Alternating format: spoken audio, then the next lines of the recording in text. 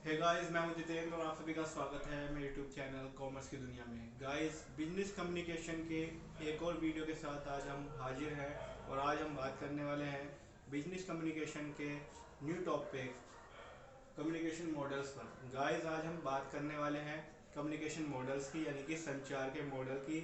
और आइए आज हम इस टॉपिक को शुरू करेंगे और इसमें जानेंगे कि संचार के मॉडल क्या होते हैं और कुछ स्पेशलिस्ट द्वारा जो संचार के मॉडल दिए गए हैं उनको भी हम वन बाय वन आप सभी के साथ शेयर करेंगे।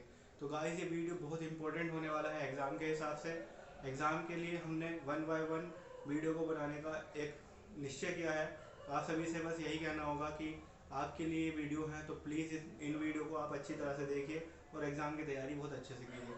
चलिए शुरू करते हैं आज का टॉपिक। तो सबसे पहले बात करते हैं कि संचार का मॉडल क्या होता है। जैसे आप समझिए संचार, तो संचार आपको समझ में आया, यानी कि कम्युनिकेशन, यानी कि विचारों का आदान प्रदान। इसका मतलब क्या हुआ? अपने भावों को, विचारों को, या फिर अपने भी अपना कोई विजन है, अपना कोई प्लान है, उसको हमें सामने वाले को शेयर करना है। वो यहाँ तक तो आपको बात समझ में आई क्या है, ये कम्युनिकेशन है। लेकिन जब हम बात करते हैं मॉडल की, तो मॉडल क्या चीज़ होती है?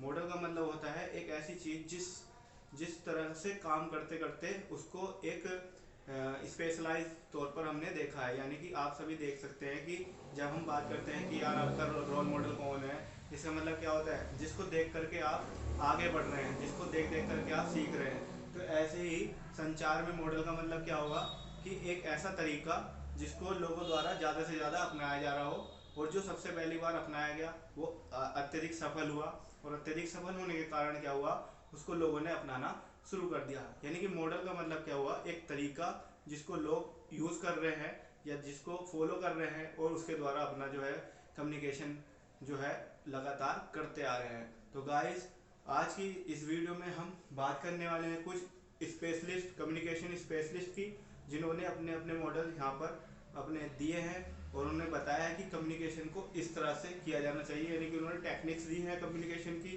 तो पहले हम एक स्पेशलिस्ट हैं अरस्तु, जिनको कम्युनिकेशन का फादर भी कह सकते हैं, यानी कि जो मॉडल देने में सबसे पहले आगे थे, अरस्तु। इसको अरिस्टोटल इंग्लिश में बोल दिया जाता है। अरिस्टोटल में जो है मॉडल, इसमें क्या है, आप सभी बोर्ड पर यहाँ देखिए अरिस्टोटल मॉडल को। तो अरिस्टोटल के द्वारा क्या कहा गया, इनका जो है एक प्राइमरी बहुत ही सिंपल सा मॉडल रहा, जिसमें इन्होंने क्या किया, इनमें तीन चीज़ों को इन्होंने विशेषता अपने मॉडल में जगह दी। नंबर एक पर इन्होंने स्पीकर रखा, यानी कि एक व्यक्ति जो संदेश देने वाला है। बीच में इन्होंने रखा संदेश, यानी कि जिस पर कम्युनिकेशन होना है। और एक है ऑडियंस, जिसको संदेश जाना है। तो इनका सिंपल सा मॉडल रहा। संदेश, संदेश को बीच में रख करके एक तरफ स्पीकर है, बीच में स्पीच है और लास्ट में ऑडियंस है। तो आप सभी देख सकते हैं कि अरिस्टोटल में जो मॉडल रहा बहुत ही सिंपल रहा, और ज़्यादातर इसी तरह का आप कम्युनिकेशन करते भी हैं। आइए बात करते हैं अगले अगले एक हमारे स्पेशलिस्ट कम्युनिकेशन स्पेशलिस्ट थे, लॉसवेल।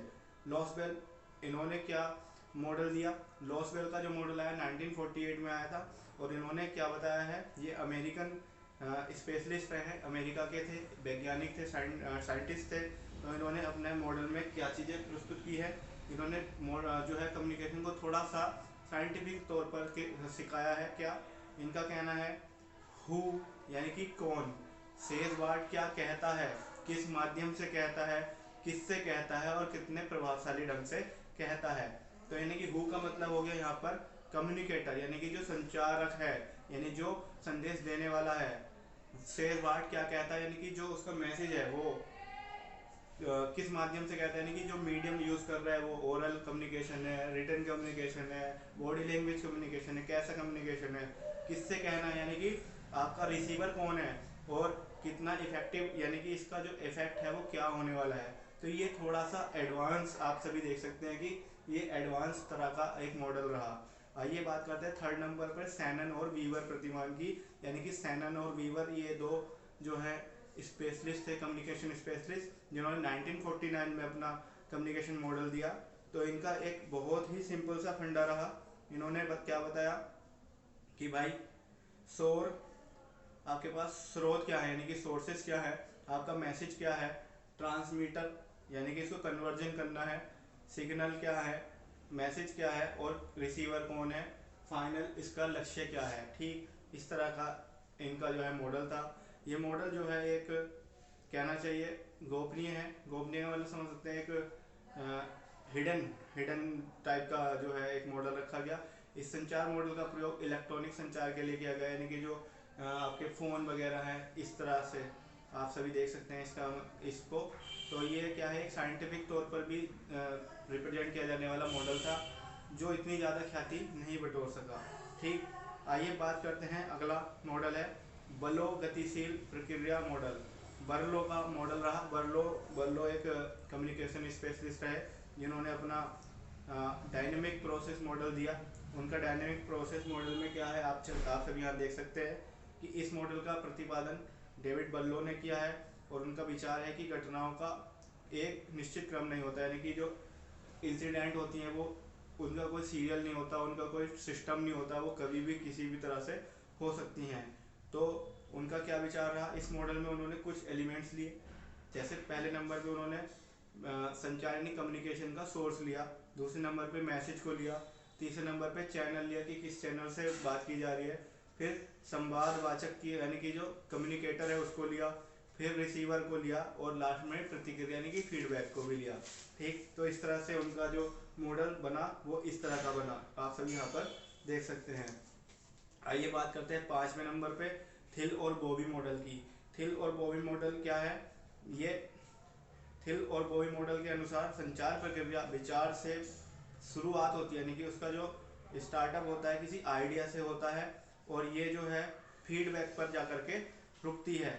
तो इस तरह से इन्होंने इसका जो मॉडल जो अपना बताया, क्या बताया कि यहाँ पर आइडिया है, आइडिया आया आपको, आइडिया किसके दिमाग में आएगा, सेंडर के दिमाग में आएगा। वो क्या करेगा, मैसेज को सेंड करेगा, वो कहाँ तक जाएगा, रिसीवर के पास जाएगा। और बीच में क्या होगा, एक मीडियम होगा, ट्रांसमिशन होगा, जिसके थ्रू जो है मैसेज आपके रिसीवर तक जा रहा है। ठीक, तो ओवरऑल ये आप सभी देख सकते हैं। अगला मॉडल है डेंस मॉडल। डेंस मॉडल क्या है, ये तो बहुत हल्का सा मॉडल रहा। इस मॉडल का जो प्रोपाउंड किया वो 1967 में किसने किया, डेंस ने किया। और ये एक सर्कुलर मॉडल रहा। क्या, एक सेंडर है, एक मैसेज है और एक रिसीवर है। ये जो प्रक्रिया है एक सर्कुलर है, यानी घूमती फिरती, sender message receiver, sender message receiver, इस तरह का प्रक्रिया है। ठीक, और अगला बहुत ही फेमस मॉडल है जिस पर फिल्म बनी है, बर्फी, जो रणबीर कपूर द्वारा एक्टिंग जिसमें की गई थी, इसको मर्फी मॉडल कहा गया है।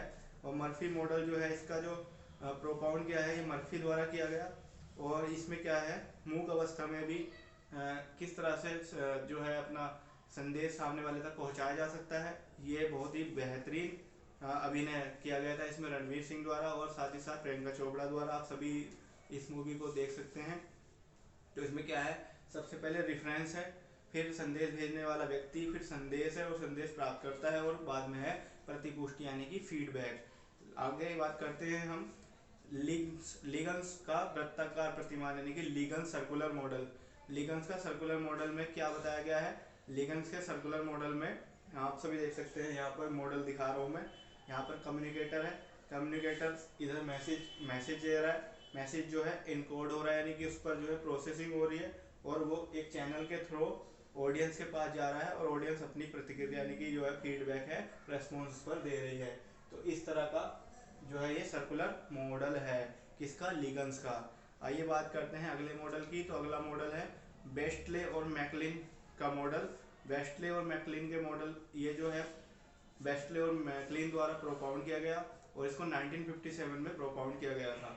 ठीक, और ये सिंपल सी कहानी आपको मैं समझा दूं, यहाँ पर बहुत ही सिस्टम के हिसाब से इन्होंने इस मॉडल को रिप्रेजेंट किया है। सबसे पहले इन्होंने क्या दिखाया, एक कम्युनिकेटर दिखाया जिसकी फीडबैक एक एडवाइज़र द्वारा ली जा रही है, और सबसे पहले इसमें एक सोर्स का यूज़ हो रहा है। सोर्स जो है कम्युनिकेटर द्वारा फीडबैक एडवाइज़र द्वारा दी जा रही है, और एक प्राप्तकर्ता है, इसमें प्राप्तकर्ता मतलब जो संदेश दे रहा है, और वो जो है प्राप्तकर्ता क्या कर रहा है, अपनी फीडबैक दे रहा है कम्युनिकेटर को। तो ये थोड़ा सा टिपिकल टाइप का मॉडल रहा जो इतना ज़्यादा उपयोगी नहीं देखा गया। आगे हम चलते हैं किल्वर मॉडल। किल्वर मॉडल क्या है? तो किल्वर मॉडल के बारे में ज़्यादा विशेष जानकारी नहीं दी गई है, और ये किल्वर मॉडल जो है बेस्टले और मैकलीन ने इस पर अपने ही विचार व्यक्त कर दिए, तो इसलिए इसका कोई आज तक क्लियरली मॉडल तैयार नहीं हुआ। आगे है 11 नंबर पे है गार्वनर मॉडल। गार्वनर मॉडल में क्या हुआ? ये एक अमेरिकी विद्वान थे जॉर्ज गार्वनर, और इनके अनुसार मानव के संप्रेषण की कुछ विशेषताएं होती हैं, अतः संप्रेषण करते समय मानव संचार पर बल देना चाहिए। इन्होंने संदेश की आत्मा पर अधिक जोर दिया है, ठीक। और इनके अनुसार किसी को कुछ सूझता है, किसी घटना के संबंध में, किसी परिस्थिति में कब प्रतिक्रिया करता है, किस साधन से करता है, पदार्थ उपलब्ध कराने के लिए किसी रूप में, किसी संदर्भ में विषय को बताते हुए और कुछ परिणामों को भांपते हुए। यह अत्यंत ही महत्वपूर्ण मॉडल है, और इसमें प्रमुख तत्व क्या है? संदेश की कल्पना है, यानी कि मैसेज की इमेजिनेशन है। ग्राह्यता यानी कि इसका एक्वायरनेस है, यानी कि इसका ग्रहण करने का जो ढंग है, और उसका किसी घटना से प्रत्यक्ष संबंधता यानी कि एक रिलेशन है, ठीक। और इसमें मशीन और व्यक्ति दोनों का बराबर बराबर क्रियाशील रहना जरूरी है। और लास्ट में मॉडल आता है लेसिकर मॉडल। तो लेसिकर मॉडल को हम समझाने की कोशिश करेंगे। इस मॉडल के अनुसार संचार प्रक्रिया संदेश भेजने से प्रारंभ होती है, यानी कि मैसेज सेंड करने से प्रारंभ होती है, और यह प्रतिपुष्टि तक समाप्त नहीं होती है, लेकिन प्रतिपुष्टि से भी आगे ये रिपीटेड फ्रीक्वेंसी में चलती रहती है, यानी कि बार बार होता रहता है। जब एक व्यक्ति दूसरे व्यक्ति को संदेश देता है, तो दूसरे वाला व्यक्ति पहले वाले व्यक्ति को संदेश की प्रतिपुष्टि करता है, यानी कि एक व्यक्ति ने अपना मैसेज दूसरे को दिया, दूसरे ने तीसरे को दिया, तीसरे ने चौथे को दिया, चौथे ने पांचवे को दिया, लेकिन पांचवा व्यक्ति चौथे व्यक्ति को अपनी फीडबैक भी देगा। ये भी है इसमें सिस्टम, ठीक। और इन्होंने यहाँ पर बताया है, जैसे यहाँ पर दो रो चल रही, ए में संदेश माध्यम, किस माध्यम का चुनाव किया गया, वो प्राप्तकर्ता तक पहुंचा और उसने क्या अपनी फीडबैक दी। नीचे आए हम फिर से संदेश के बाद माध्यम, कौन सा माध्यम है? फिर प्राप्तकर्ता, यानी कि जिसके पास रिसीवर, जिसके पास मैसेज गया और उन्होंने अपनी फीडबैक क्या दी। ओवरऑल ये 12 स्पेशलिस्ट कम्युनिकेटर स्पेशलिस्ट रहे, जिन्होंने अपने मॉडल आप सभी को मैंने साझा करते हुए वीडियो में बतलाया कि किस तरह से उन्होंने मॉडल दिए हैं। आप इस क्वेश्चन को बहुत अच्छे से तैयार कीजिए, और इस क्वेश्चन के एग्जाम में आने की बहुत ही ज़्यादा चांसेस रहेंगे। आई होप आप इस क्वेश्चन को बहुत ही अच्छे से समझ में ला पाए हो। अगर आपको ये वीडियो पसंद आई हो, ये टॉपिक पसंद आ पाया हो, तो आप इस वीडियो को फटाफट अपने फ्रेंड के साथ शेयर कीजिए, क्योंकि एग्जाम में ज़्यादा समय नहीं है। आपसे हम मिलेंगे अगली वीडियो में अगले टॉपिक के साथ, तब तक के लिए बने रहेगा कॉमर्स की दुनिया के साथ। Thank you so much.